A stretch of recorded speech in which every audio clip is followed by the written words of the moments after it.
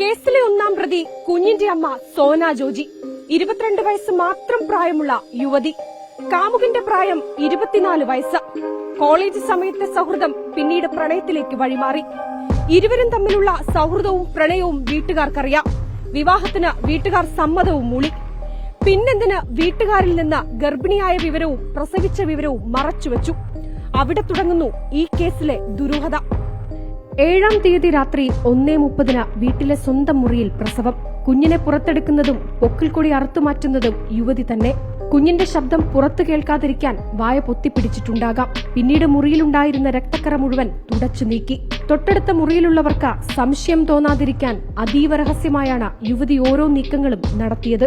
ഒരു തുണിയിൽ പൊതിഞ്ഞ കുഞ്ഞിനെ ആരും കാണാതെ ഒളിപ്പിച്ചു. ആദ്യം മുറിയിലെ മച്ചിലും പിന്നീട് സ്റ്റെയർകേസിനടിയിലും മൃതദേഹം ഒളിപ്പിച്ചു വെച്ചു. രാത്രിയായതോടെ കാമുകനെ വിളിച്ചുവരുത്തി കുഞ്ഞിനെ കൈമാറി. കാമുകനായ തോമസും സുഹൃത്ത് അശോകും കൂടി കുഞ്ഞിനെ തകഴിക്കുന്നുമയിൽ ആളൊഴിഞ്ഞ ചതുപ്പിൽ കുഴിച്ചിടാനുള്ള പദ്ധതി തയ്യാറാക്കി. അശോകിന്റെ വീടിനോട് ചേർന്ന ചതുപ്പിൽ കുഞ്ഞിനെ കുഴിച്ചിടാമെന്ന് രണ്ടുപേരും ചേർന്ന് തീരുമാനിച്ചു. അതുപ്രകാരം ഇരുവരും ചേർന്ന് കുഞ്ഞുമായി തകഴിക്കുന്നുമയിലെ മുട്ടിച്ചിറ കോളനിയിലെത്തി. സ്ഥലത്ത് ആരുമില്ലെന്നുറപ്പാക്കിയ ഇരുവരും കുഞ്ഞിനെ ചതുപ്പിൽ കുഴിച്ചുമൂടി അവിടെ നിന്ന് മടങ്ങി.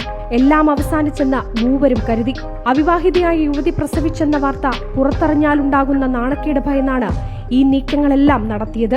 പ്രസവിച്ചതിനു ശേഷം തൊട്ടടുത്ത ദിവസം വയറുവേദന എന്ന് പറഞ്ഞുകൊണ്ട് മാത്രമാണ് യുവതി ഡോക്ടറെ സമീപിക്കുന്നത്. ഡോക്ടർ നടത്തിയ പരിശോധനയിൽ യുവതി പ്രസവിച്ചതായി കണ്ടെത്തി. ഒടുവിൽ താൻ പ്രസവിച്ചതായും കുഞ്ഞിനെ അമ്മത്തൊട്ടിലിൽ ഏൽപ്പിക്കാൻ കാമുകന് നൽകിയതായും ഡോക്ടറോട് യുവതി സമ്മതിച്ചു. യുവതിയുടെ പെരുമാറ്റത്തിലും സ്വഭാവത്തിലും അടിമുടി ദുരൂഹത തോന്നിയ ഡോക്ടർ ഈ വിവരം പോലീസിനെ അറിയിച്ചു. പോലീസ് നടത്തിയ അന്വേഷണത്തിലാണ് ഈ കേസിന്റെ ചുരുളഴിയുന്നത്. ആശുപത്രിയിൽ ചികിത്സയിലായിരുന്ന യുവതിയുടെ മൊഴിയുടെ അടിസ്ഥാനത്തിൽ അന്വേഷണം കാമുകനിലേക്കും നീണ്ടു. പ്രസവിച്ച കുഞ്ഞിനെ അമ്മത്തൊട്ടിലിൽ ഏൽപ്പിക്കാൻ കാമുകന് കൈമാറിയെന്നാണ് യുവതി ഡോക്ടറോടും പോലീസിനോടും പറഞ്ഞിരിക്കുന്നത്. മരിച്ച കുഞ്ഞിനെയാണ് തനിക്ക് നൽകിയതെന്നാണ് കാമുകന്റെ മൊഴി. ഇവരിൽ ആരാണ് കള്ളം പറയുന്നത്? കുഞ്ഞു പ്രസവത്തിലെ മരിച്ചെന്ന് അമ്മയും കാമുകനും ഒരേ രീതിയിൽ പറഞ്ഞിരുന്നെങ്കിൽ ഈ കേസിന് ഇങ്ങനൊരു മാനം ഉണ്ടാകുമായിരുന്നില്ല. കുഞ്ഞിന്റെ ആന്തരികാവയവങ്ങൾ ഫോറൻസിക് പരിശോധനയ്ക്ക് അയച്ചിട്ടുണ്ട്.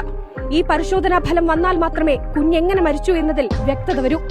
അമ്മയും കാമുകനും ചേർന്ന് കുഞ്ഞിനെ കൊലപ്പെടുത്തിയോ അതോ കുഞ്ഞ് പ്രസവത്തിൽ തന്നെ മരിച്ചോ? ഈ കാര്യത്തിന് വ്യക്തത വന്നാൽ മാത്രമേ ഈ കേസിന്റെ ചുരുളഴിയൂ. വീഡിയോ ജേർണലിസ്റ്റ് എസ് സജിത്തിനൊപ്പം അനഘ ഹർഷൻ, റിപ്പോർട്ടർ, ആലപ്പുഴ.